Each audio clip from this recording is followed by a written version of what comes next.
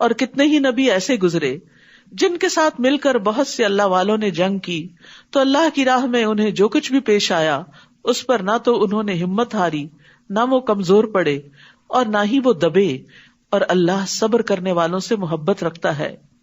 اور ان کی کوئی بات سوائے اس کے کچھ نہ تھی کہ انہوں نے گڑ گڑا کر کہا، ربنا اغفر لنا ذنوبنا واسرافنا فی امرنا وثبت اقدامنا وانصرنا علی القوم الکافرین، اے ہمارے رب ہمارے گناہوں کو اور ہماری کسی بھی معاملے میں کی گئی ہماری زیادتیوں کو بخش دے اور ہمارے قدموں کو جما دے اور کافر قوم کے مقابلے میں ہماری مدد فرما۔ تو اللہ نے ان کو دنیا میں اچھا بدلہ عطا کیا، اور آخرت کا بدلہ تو کیا ہی اچھا ہے، اور اللہ احسان کرنے والوں سے محبت رکھتا ہے۔ محسن کون ہوتا ہے؟ جو دوسرے کے مقابلے میں زیادہ بہتر رویہ اختیار کرے۔ اے لوگو جو ایمان لائے ہو، اگر تم ان لوگوں کی اطاعت کرو گے جنہوں نے کفر کیا تو وہ تمہیں تمہاری ایڑیوں کے بل کفر کی طرف پھیر دیں گے، پھر تم خسارہ پانے والے بن کر پلٹو گے۔ بلکہ اللہ ہی تمہارا مولا ہے اور وہ مدد کرنے والوں میں سب سے بہتر ہے۔ جنہوں نے کفر کیا ہم ضرور ان لوگوں کے دلوں میں تمہارا رعب ڈال دیں گے، اس وجہ سے کہ انہوں نے اللہ کے ساتھ وہ شریک بنائے جن کی اس نے کوئی دلیل نازل نہیں کی، اور ان کا ٹھکانہ آگ ہے، اور کتنا برا ٹھکانہ ہے ان ظالموں کا۔ تو یاد رکھیے کہ شرک جو ہے زندگی میں خوف اور بے برکتی کا باعث ہوتا ہے، اور یقیناً اللہ نے تم سے اپنی مدد کا وعدہ سچا کر دکھایا جب تم انہیں اس کے حکم سے قتل کر رہے تھے، یعنی جنگ احد کے موقع پر، یہاں تک کہ جب تم نے بزدلی دکھائی اور رسول کے حکم کے بارے میں باہم جھگڑا کیا، یعنی ان کی بات نہ مانی، اور جو ہی اس نے تمہیں وہ چیز دکھائی یعنی مال غنیمت جس سے تم محبت رکھتے تھے، تو تم نے رسول کی نافرمانی کی، کیونکہ تم میں سے کوئی وہ ہے جو دنیا کو چاہتا ہے اور تم میں سے کوئی وہ ہے جو آخرت کو چاہتا ہے۔ پھر اس نے تمہیں ان کافروں سے پھیر دیا تاکہ وہ تمہیں آزمائے، اور یقیناً اس نے تم سے درگزر کیا، اور اللہ مومنوں پر بڑا فضل کرنے والا ہے۔ اذ تسعدون ولا تلوون على احد والرسول يدعوكم في اخراكم، جب تم چڑھے جا رہے تھے یعنی میدان سے بھاگ رہے تھے اور کسی ایک کو بھی مڑ کر نہ دیکھتے تھے، اور رسول تمہیں تمہارے پیچھے سے پکار رہے تھے، تو اس نے تمہیں غم پر غم دیا تاکہ تم اس پر رنج نہ کرو جو تم سے چھن گیا، اور نہ اس مصیبت پر جو تمہیں پہنچی، اور جو تم عمل کرتے ہو اللہ اس کی خوب خبر رکھنے والا ہے۔ تو اس سے یہ پتہ چلتا ہے کہ اللہ بندوں سے چاہتا ہے کہ وہ دنیا کے نقصانات پر غم نہ کریں، اسی لیے وہ بعض اوقات غم پہ غم ڈالتا ہے تاکہ بندہ غم سہنے کا ایسا عادی ہو کہ پھر پرواہ نہ کرے۔ غم انسان کے لیے تنگی پیدا کرتا ہے، اور پھر غم انسان کو کبھی مفید کاموں سے روک بھی لیتا ہے، یعنی غم کے مارے وہ اچھے کام نہیں کر سکتا۔ غم کی وجہ سے انسان کے اندر نفسیاتی گرہیں بھی لگ جاتی ہیں، تو اس لیے بہتر یہی ہوتا ہے کہ انسان اس کو جھٹک دے اور شرح صدر اختیار کرے، اپنے نفس کو اللہ کی مدد سے دعا کے ساتھ خوش رہنے کا عادی بنائے، کیونکہ اگر انسان کا سینہ کھلا ہوگا، دل میں وسعت ہوگی، فراخی ہوگی، تو راحت پائے گا، اللہ کا حکم سمجھے گا اور سمجھانے کے قابل بھی ہوگا اور نیکیوں میں آگے بڑھے گا۔ لیکن اگر وہ غم کی وجہ سے گھٹا رہا تو نیکی کے بہت سے مواقع ہاتھ سے چلے جائیں گے۔ اور یہاں اس چیز کی بھی تعلیم دی گئی کہ جو چیز چھوٹ جائے اس پر بھی غم نہیں کرنا چاہیے۔ اور پھر نبی صلی اللہ علیہ وسلم کی دعا بھی یاد رکھیے، اللہم انی اعوذ بک من الہم والحزن، اے اللہ بے شک میں تیری پناہ مانگتا ہوں غم اور دکھ اور پریشانی سے۔ پھر اس نے تم پر غم کے بعد اونگ کی شکل میں امن نازل فرمایا، یعنی عام طور پر ایسا ہوتا ہے کہ جیسے کوئی فوت ہوتا ہے نا تو بہت زیادہ انسان رو لیتا ہے، پھر اس کے بعد ایک عجب سی سکینت بھی طاری ہوتی ہے۔ جس نے تم میں سے ایک گروہ کو ڈھانپ لیا اور ایک گروہ کو ان کی جانوں نے فکر میں ڈال دیا، وہ اللہ کے بارے میں ناحق جاہلیت والا گمان کر رہے تھے۔ وہ کہہ رہے تھے کیا ہمارے لیے اس معاملے میں سے کسی چیز کا کوئی اختیار ہے؟ کہہ دیجئے بے شک معاملہ سارے کا سارا اللہ ہی کے اختیار میں ہے۔ وہ اپنے دلوں میں وہ کچھ چھپا رہے تھے جو وہ آپ کے لیے ظاہر نہیں کر رہے تھے۔ وہ کہہ رہے تھے کہ اگر ہمارے لیے اس معاملے میں کچھ بھی اختیار ہوتا تو ہم اس جگہ قتل نہ کیے جاتے۔ کہہ دیجئے اگر تم اپنے گھروں میں بھی ہوتے تو جن لوگوں کے حق میں قتل ہونا لکھ دیا گیا تھا وہ تو اپنی موت کے مقامات کی طرف نکل پڑتے، اور یہ اس لیے ہوا تاکہ جو کچھ تمہارے سینوں کے اندر ہے اللہ اسے آزما لے، اور تاکہ جو کچھ تمہارے دلوں میں ہے اسے خالص کر دے، یعنی کھوٹ کپٹ سب کچھ نکال دے، اور اللہ سینوں کے بھید خوب جاننے والا ہے۔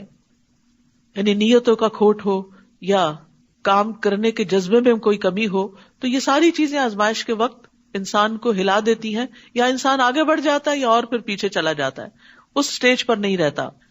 یعنی تکلیف اور مصیبت اور آزمائش یا انسان کو ترقی دلاتی ہے یا پھر نیچے گرا دیتی ہے، پیچھے پھیر دیتی ہے. یقیناً وہ لوگ جو تم میں سے اس روز پیٹ پھیر گئے جب دو جماعتیں آمنے سامنے ہوئیں، دراصل شیطان نے انہی کی بعض کوتاہیوں کی وجہ سے انہیں پھسلا دیا تھا. یعنی نیکی کے کام کے لیے نکلے تھے، نبی صلی اللہ علیہ وسلم کے ساتھ نکلے تھے، لیکن ایک خوف زدہ خبر سن کے پیچھے ہٹنے لگے، اور پھر خاص طور پر جو منافقین پیچھے چلے گئے تھے، تو دراصل ان کے نفاق کی وجہ سے انہیں توفیق نہ ہوئی کہ وہ نبی صلی اللہ علیہ وسلم کے ساتھ جنگ میں حصہ لے سکیں. تو یاد رکھیے، اگر دلوں میں منافقت ہو تو انسان نیکی کے کاموں سے پیچھے رہ جاتا ہے، پھر اللہ تعالیٰ توفیق بھی چھین لیتا ہے. اور یقیناً اللہ نے ان سے درگزر کیا، بے شک اللہ بہت بخشنے والا ہے، بہت بردبار ہے. اے لوگوں جو ایمان لائے ہو، تم ان لوگوں کی طرح نہ ہو جاؤ جنہوں نے کفر کیا اور اپنے بھائیوں سے کہا جب وہ زمین میں سفر کے لیے یا جنگ کے لیے نکلے اور وہاں مر گئے کہ اگر وہ ہمارے پاس ہوتے تو وہ نہ مرتے اور نہ وہ قتل کیے جاتے. بعض اوقات ایسا ہوتا ہے نا، کوئی روڈ ایکسیڈنٹ میں فوت ہو جاتا ہے تو انسان بعد میں بہت حسرتیں اختیار کرتا ہے اور کہتا ہے کاش وہ نہ جاتا تو نہ مرتا. فرمایا نہیں، وہ تو اپنے بستروں میں ہوتے تو وہاں بھی مر جاتے. یہ اس لیے کہ اللہ اس بات کو ان کے دلوں میں حسرت بنا دے، اور اللہ ہی زندگی دیتا ہے اور وہی موت دیتا ہے، اور جو کچھ تم کرتے ہو اللہ اسے خوب دیکھنے والا ہے.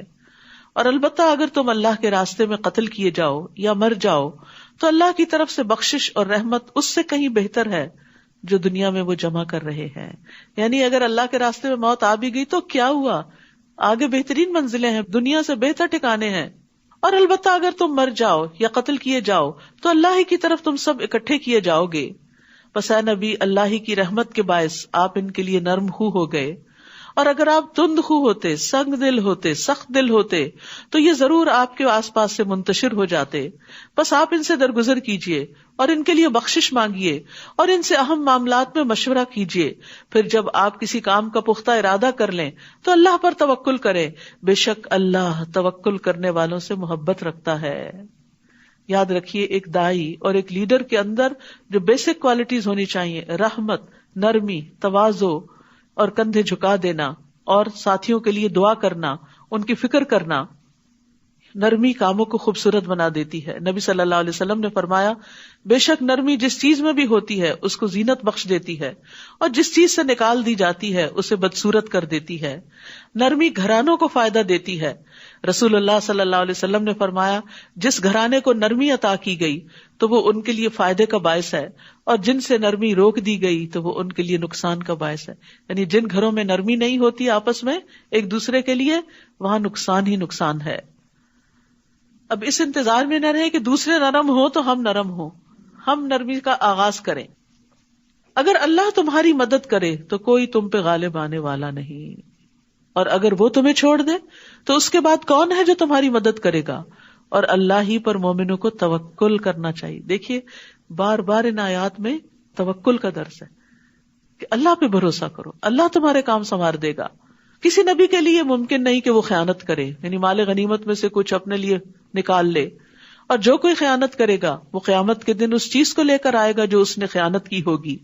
پھر ہر نفس کو اس کی کمائی کا پورا پورا بدلہ دے دیا جائے گا اور وہ ظلم نہ کیے جائیں گے.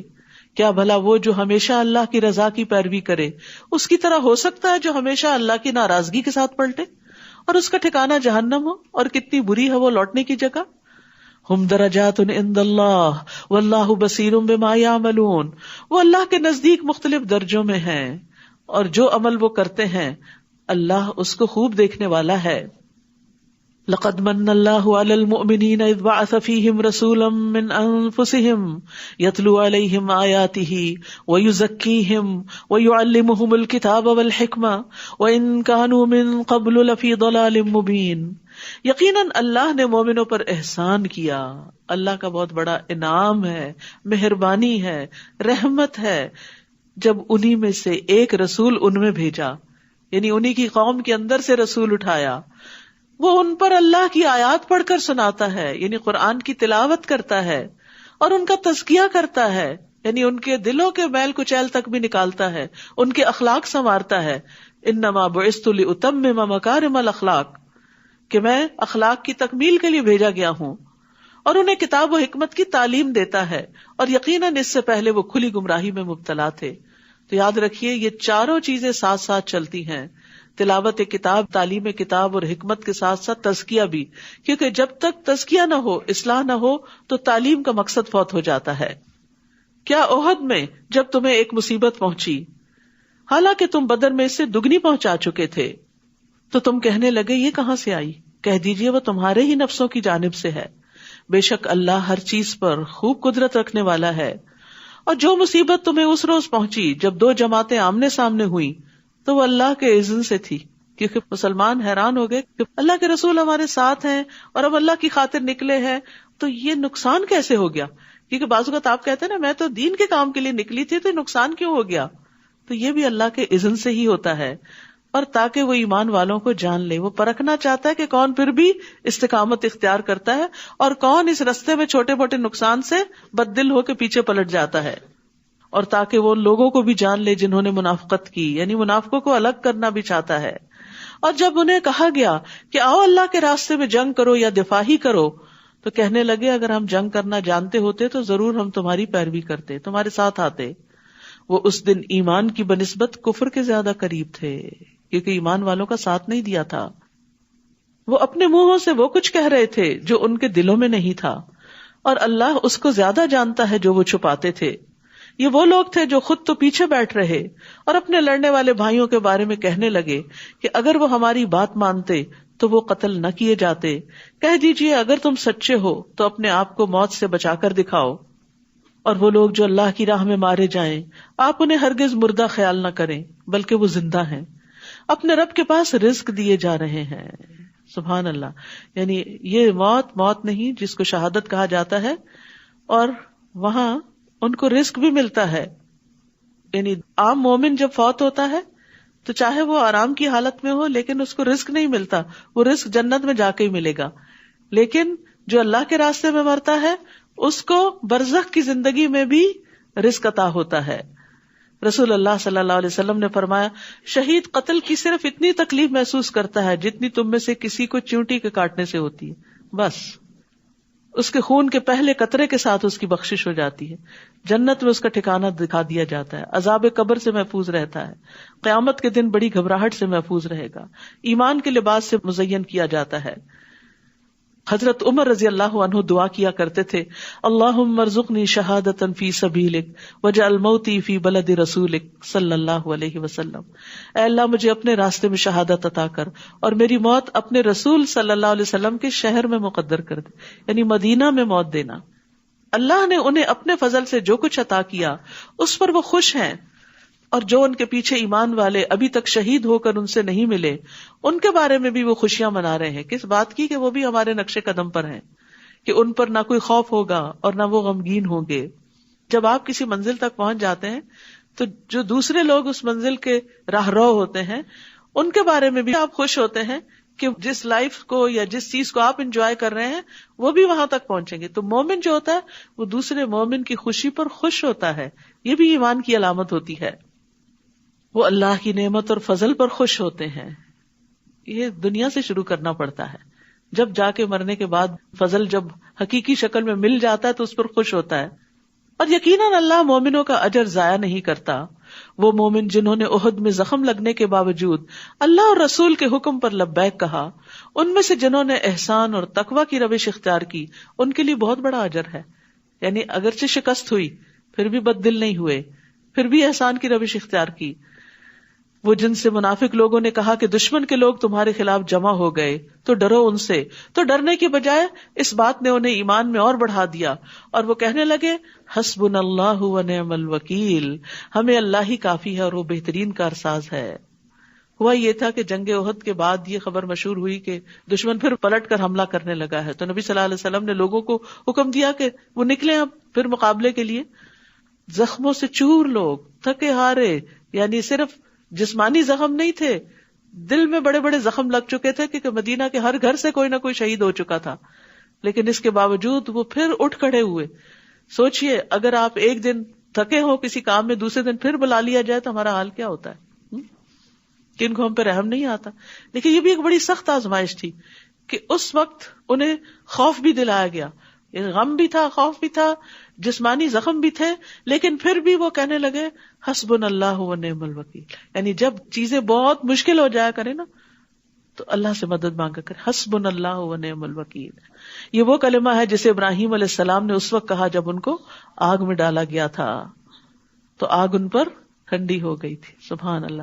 تو اسی طرح مشکل کام آسان ہو جائیں گے جب آپ حسبنا اللہ پڑھ لیں گے. تو وہ اللہ کی نعمت اور فضل کے ساتھ لوٹے. وہاں جا کر انہوں نے تجارت کی اور نفع کما کر آئے اور انہیں کوئی تکلیف بھی نہ پہنچی. یعنی جس چیز سے وہ ڈر رہے تھے دشمن بھی بھاگ گیا، اور انہوں نے اللہ کی رضا کی پیروی کی، یعنی اللہ کے فیصلے پر راضی ہو گئے. اور اللہ بہت بڑے فضل والا ہے.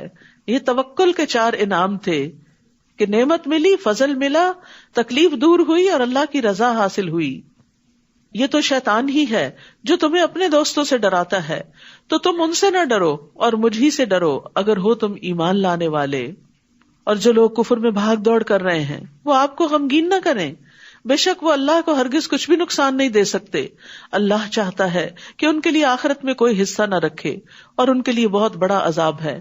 یہاں مومنوں کی حوصلہ افزائی کی جا رہی ہے کہ ان کے دشمن ان کو کچھ بھی نقصان نہیں دے سکتے. اصل ضرورت ہے اپنا ایمان سلامت رکھنے کی. یقیناً وہ لوگ جنہوں نے ایمان کے بدلے کفر خرید لیا وہ ہرگز اللہ کا کچھ بھی نہ بگاڑ سکیں گے اور ان کے لیے دردناک عذاب ہے. یقیناً کفر کرنے والوں کو جو ڈھیل ہم دے رہے ہیں وہ اسے اپنے حق میں ہرگز اچھا خیال نہ کرے. یعنی اللہ کی نافرمانی کے باوجود اگر کوئی مصیبت نہیں آ رہی تو یہ مت سمجھو کہ اللہ راضی ہے تم سے. بے شک یہ ڈھیل تو ہم انہیں اس لیے دے رہے ہیں تاکہ وہ گناہوں میں اور زیادہ بڑھ جائیں اور ان کے لیے رسوا کن عذاب ہے. یہ بھی بڑی ڈرنے کی بات ہے کہ انسان اللہ کی نافرمانی کرے اور دنیا میں اس پر کوئی آزمائش اور امتحان نہ ہو اور انسان سمجھے کہ میں جو کر رہا ہوں ٹھیک ہی کر رہا ہوں. کیونکہ جب مشکل آتی ہے تو انسان اپنی غلطیوں کا سوچتا ہے. اور ایسا نہیں ہو سکتا کہ اللہ مومنوں کو اسی حال پہ چھوڑ دے جس پر تم اس وقت ہو، یہاں تک کہ ناپاک کو پاک سے الگ کر دے. اور نہ ہی اللہ ایسا ہے کہ تمہیں غیب پر مطلع کرے، لیکن اس کے لیے وہ اپنے رسولوں میں سے جسے چاہتا ہے چن لیتا ہے. بس اللہ اور اس کے رسولوں پر ایمان لے آؤ. اگر تم ایمان لاؤ گے اور تقوی اختیار کرو گے تو تمہارے لیے بہت بڑا اجر ہے. وَإِن تُؤْمِنُوا وَتَتَّقُوا فَلَكُمْ أَجْرٌ عَظِيمٌ. تقوی انسان کے دل پر بھی ایک چیک ہوتا ہے کہ برا نہیں سوچنا، نیگیٹو تھنکنگ نہیں. زبان پر بھی ایک لاک لگاتا ہے، کوئی بری بات زبان سے نہیں نکالنی. ایکشن میں بھی انسان کو روک کے رکھتا ہے کہ کہیں زیادتی نہیں کرنی. اور وہ لوگ جو اللہ کی عطا کردہ فضل میں بخل کرتے ہیں وہ ہرگز نہ سمجھیں کہ یہ ان کے حق میں بہتر ہے، بلکہ یہ ان کے حق میں بہت برا ہے. قیامت کے دن وہ ضرور اسی چیز کے ساتھ توق پہنائے جائیں گے جس میں انہوں نے بخل کیا. اور آسمانوں اور زمین کی میراث اللہ ہی کے لیے ہے، اور جو تم عمل کرتے ہو اللہ اس سے خوب باخبر ہے. یقیناً اللہ نے ان لوگوں کی بات سن لی جنہوں نے کہا کہ اللہ فقیر ہے اور ہم غنی ہیں، ہمارے پاس بہت مال ہے. اللہ خود نہیں دیتا، ہم سے دلواتا ہے، نعوذ باللہ. ہم ضرور لکھ لیں گے جو انہوں نے کہا. اور انبیاء کا ناحق قتل کرنا بھی، اور ہم کہیں گے چکھو مزہ جلانے والے عذاب کا. ابھی دنیا میں یہ سب باتیں بڑی آسانی سے کر رہے ہو، جب ہماری طرف پلٹو گے پھر دیکھنا کیا ہوتا ہے. یہ عذاب اس وجہ سے ہے جو تمہارے ہاتھوں نے آگے بھیجا، تمہاری اپنی کمائی ہے. بے شک اللہ بندوں پہ قطعاً ظلم کرنے والا نہیں. وہ لوگ جنہوں نے کہا کہ اللہ نے ہم سے عہد لے رکھا ہے کہ ہم کسی رسول پر ایمان نہ لائیں یہاں تک کہ وہ ہمارے پاس ایسی قربانی لے آئے جسے آگ کھا لے. کہہ دیجئے تمہارے پاس مجھ سے پہلے کئی رسول واضح نشانیاں لا چکے، اور وہ نشانی بھی لائے جو تم کہہ رہے ہو. پھر اگر تم اپنی بات میں سچے ہو تو تم نے انہیں قتل کیوں کر ڈالا؟ اب بھی اگر وہ آپ کو جھٹلائیں تو یقیناً آپ سے پہلے کئی رسول جھٹلائے گئے جو واضح دلائل اور صحیفے اور روشن کتاب لائے تھے. کل نفس ذائقۃ الموت، ہر نفس موت کا ذائقہ چکھنے والا ہے. ایک نہ ایک دن موت ہر ایک پہ آنے والی ہے.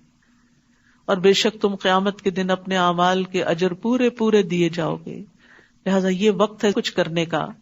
تو جو کوئی آگ سے دور کیا گیا اور جنت میں داخل کر دیا گیا تو یقیناً وہ کامیاب ہوا. تو اصل کامیابی کیا ہے؟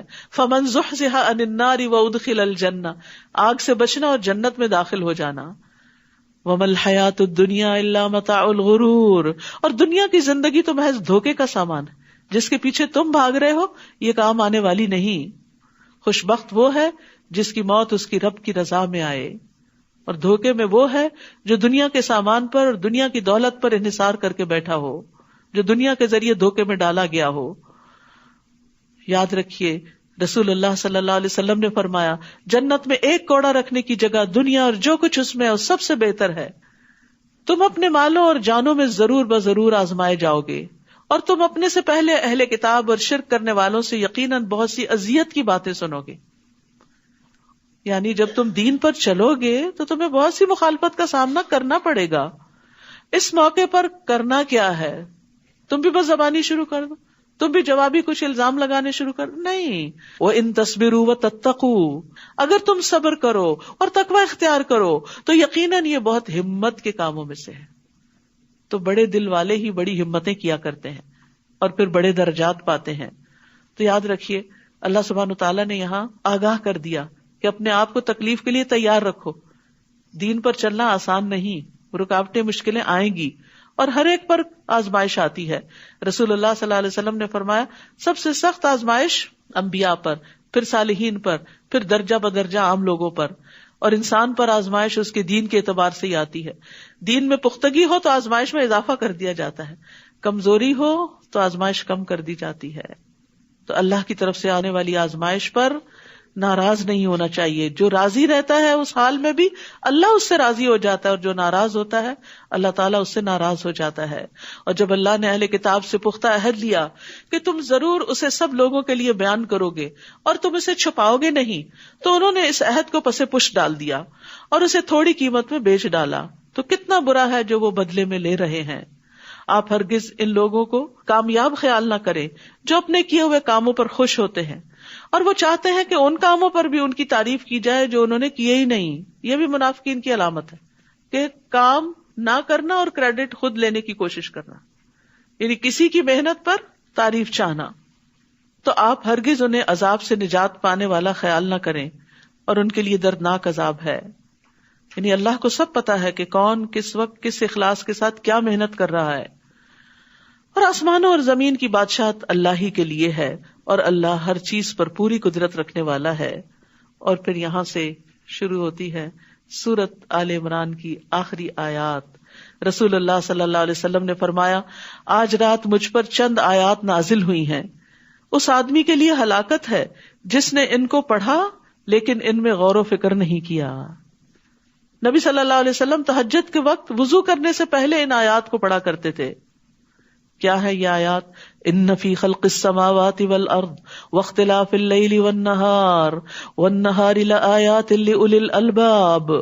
بے شک آسمانوں اور زمین کی تخلیق میں اور دن اور رات کی آمد و رفت میں عقل والوں کے لیے بہت سی نشانیاں ہیں، تاکہ وہ اس میں غور و فکر کریں اور ان نشانیوں کو پائیں اور ان کے ذریعے اللہ تک پہنچیں. کون ہے یہ عقل مند؟ الذین یذکرون اللہ قیاما وقعودا وعلی جنوبہم، جو کھڑے اور بیٹھے اور اپنے پہلوؤں پر لیٹے اللہ کو یاد کرتے ہیں، اور وہ آسمانوں اور زمین کی تخلیق میں غور و فکر کرتے ہیں. یعنی وہ صرف ذکر نہیں کرتے، وہ فکر بھی کرتے ہیں، وہ یہ سب دیکھتے ہیں، کہتے ہیں اے ہمارے رب تو نے یہ سب کچھ بے مقصد نہیں پیدا کیا. یہ اتنا بڑا آسمان، یہ زمین، اس میں رنگ رنگ کی چیزیں جو پیدا کی اور زمین پیدا کرتی چلی جا رہی ہے، اور یہ طرح طرح کے انسان اور ان کی عقلیں اور ان کے کام، یہ سب کچھ ایسے بے مقصد نہیں ہو سکتا.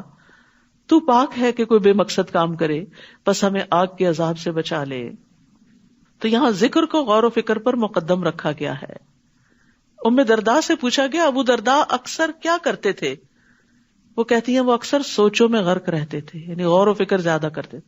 لیکن یاد رکھیے غور و فکر کرنے کے لیے خاموشی بھی ضروری ہوتی ہے. ہر وقت باتیں کرنے والا غور و فکر نہیں کر سکتا. جو کسی کی بات توجہ سے سنے ہی نہ، وہ کیا غور و فکر کرے گا؟ ان سے پوچھا گیا آپ کا کیا خیال ہے، کیا غور و فکر کرنا اعمال میں سے ایک عمل ہے، یہ کوئی نیکی کا کام ہے؟ انہوں نے کہا ہاں، یہ ایک یقین ہے، یعنی یہ ایسا عمل ہے جس کے ذریعے یقین حاصل ہوتا ہے. اور علم کے ساتھ جب یقین حاصل ہو جاتا ہے، چاہے اللہ تعالیٰ کی ذات کے بارے میں یقین ہو یا کسی اور چیز کے بارے میں، تو جب یقین حاصل ہو جاتا ہے تو انسان کے عمل میں اضافہ ہوتا ہے. ابن عون کہتے ہیں غور و فکر کرنے سے غفلت ختم ہو جاتی ہے، دل میں خشیت پیدا ہوتی ہے، جیسا کہ پانی کاشتکاری کے لیے نباتات اگاتا ہے، اسی طرح جتنا غم دلوں کو چمکاتے ہیں اتنا کوئی اور چیز دلوں کو نہیں چمکاتی، اور جتنا غور و فکر سے دل روشن ہوتے ہیں اتنا کسی اور چیز سے روشن نہیں ہوتے. یعنی غم کی وجہ سے انسان کی بہت سی صلاحیتیں جاگ بھی اٹھتی ہیں، الا یہ کہ وہ اس پہ مسلط ہی ہو جائے اور سب کچھ اس کا ختم کر دے. وہ دعائیں کرتے ہیں، اے ہمارے رب، بے شک جسے تو آگ میں داخل کرے تو حقیقتاً تو نے اسے رسوا کر دیا، اصل بے عزتی جہنم میں جانا ہے اور ظالموں کے لیے کوئی مددگار نہیں. یہ دیکھیے یہاں ساری دعائیں ربنا سے شروع ہوں گی. اب اے ہمارے رب، ہم نے ایک پکارنے والے کو سنا جو ایمان کی طرف پکار رہا تھا کہ تم اپنے رب پر ایمان لے آؤ، تو ہم ایمان لے آئے. اے ہمارے رب، ہمارے لیے ہمارے گناہوں کو بخش دے اور ہم سے ہماری برائیوں کو دور کر دے اور ہمیں نیک لوگوں کے ساتھ فوت کر. اے ہمارے رب، اور ہمیں وہ عطا کر دے جس کا تو نے اپنے رسولوں سے ہم سے وعدہ کیا تھا، اور تو ہمیں قیامت کے دن رسوا نہ کرنا، یعنی جہنم سے بچانا. بے شک تو اپنے وعدے کے خلاف نہیں کرتا. فاستجاب لهم ربهم، تو ان کے رب نے ان کی دعا قبول کر لی. تو یہ دعائیں مانگنی چاہیے، یہ قبولیت والی دعائیں ہیں کہ میں تم میں سے کسی عمل کرنے والے کے عمل کو ضائع نہیں کروں گا، خواہ مرد ہو یا عورت. نو ڈسکریمنیشن، کوئی جینڈر ڈسکریمنیشن نہیں. جو بھی اچھا کام کرے گا اس کو بدلہ ملے گا. تم میں سے باز ہی سے ہیں تو وہ لوگ جنہوں نے ہجرت کی اور جو اپنے گھروں سے نکالے گئے اور میرے راستے میں ستائے گئے، انہوں نے جنگ کی اور وہ مارے گئے. البتہ میں ضرور ان سے ان کی برائیاں دور کر دوں گا اور میں ضرور انہیں ایسے باغات میں داخل کروں گا جن کے نیچے نہریں بہ رہی ہوں گی. یہ بدلہ ہے اللہ کی طرف سے، اور اللہ ہی ہے جس کے پاس اچھا بدلہ ہے. تو جو لوگ ایمان لا کر تکلیفیں اٹھائیں، اللہ سبحانہ وتعالیٰ ان تکلیفوں کے بدلے ان کے گناہ معاف کر دے گا. لا یغرنک تقلب الذین کفروا فی البلاد، کفار کا شہروں میں چلنا پھرنا یعنی آزادی سے گھومنا پھرنا کوئی رکاوٹ نہیں، آپ کو ہرگز دھوکے میں نہ ڈالے کہ یہ کامیابی کی علامت ہے. یہ تو تھوڑا سا فائدہ ہے، پھر ان کا ٹھکانہ جہنم ہے، اور وہ کتنا برا ٹھکانہ ہے. لیکن وہ لوگ جنہوں نے اپنے رب کا تقوی اختیار کیا، ان کے لیے ایسے باغات ہیں جن کے نیچے نہریں بہتی ہیں، وہ ان میں ہمیشہ رہنے والے ہیں. یہ اللہ کی طرف سے مہمانی ہے، اور جو اللہ کے پاس ہے وہ نیک لوگوں کے لیے زیادہ بہتر ہے. یہ آپ سوچ رہے ہوں گے کہ باقی لوگ تو دنیا کے فائدے اٹھائیں اور مومن سے سارے وعدے آخرت کے ہی بس ہوتے ہیں، کیوں نہیں دنیا کے وعدے ہم سے کیے جا رہے؟ ہمارے لیے بھی ہیں دنیا کے وعدے، لیکن زیادہ وعدے آخرت کے. کیوں؟ اس کے پیچھے حکمت کیا؟ حکمت یہ ہے کہ دنیا تو ختم ہو جانے والی ہے، اس میں جو کچھ بھی مل جائے وہ عارضی یا معمولی یا مچھر کے پر برابر بھی نہیں، اور جو وہاں کا وہ ہمیشہ کا. تو عقل مند وہ ہے جو حقیقی چیز کے مقابلے میں بڑی چیز کو پریفر کرے، خواہ وہ بعد میں آئے. مثلا آپ کی پسند کا ڈرنک دوسرے راؤنڈ میں آنے والا ہے، تو آپ پہلے راؤنڈ میں آنے والے ڈرنک کو کیا کرتے ہیں؟ چھوڑ دیتے ہیں کہ میں زیادہ اچھا والا لوں گا. تو اگر دنیا میں کچھ نہیں بھی ملتا تو کوئی بات نہیں، اللہ کا وعدہ جھوٹا نہیں، اللہ کے سارے وعدے سچے ہیں. اللہ پر ایمان، اعتماد اور یقین یہی تو ہے کہ اس کے وعدوں کو سچا مانتے ہوئے جو کرنے کے کام ہے وہ کرتے چلے جائیں. اسی کا تو اجر ہے کہ اعتماد ہے، بھروسہ ہے ہمیں اللہ پر کہ وہ سچ کہہ رہا ہے، وہ ضرور اپنے وعدے پورے کرے گا. اور بے شک اہل کتاب میں سے کچھ ایسے بھی ہیں جو اللہ پر ایمان رکھتے ہیں اور اس پر جو آپ کی طرف نازل کیا گیا اور اس پر بھی جو ان کی طرف نازل کیا گیا، اللہ کے لیے جھکنے والے ہیں. اللہ کی آیات کو تھوڑی قیمت کے عوض نہیں بیچتے، یعنی دین کو دنیا کی خاطر نہیں بیچتے. ایسے ہی لوگوں کا اجر ان کے رب کے پاس ہے، بے شک اللہ جلد حساب لینے والا ہے.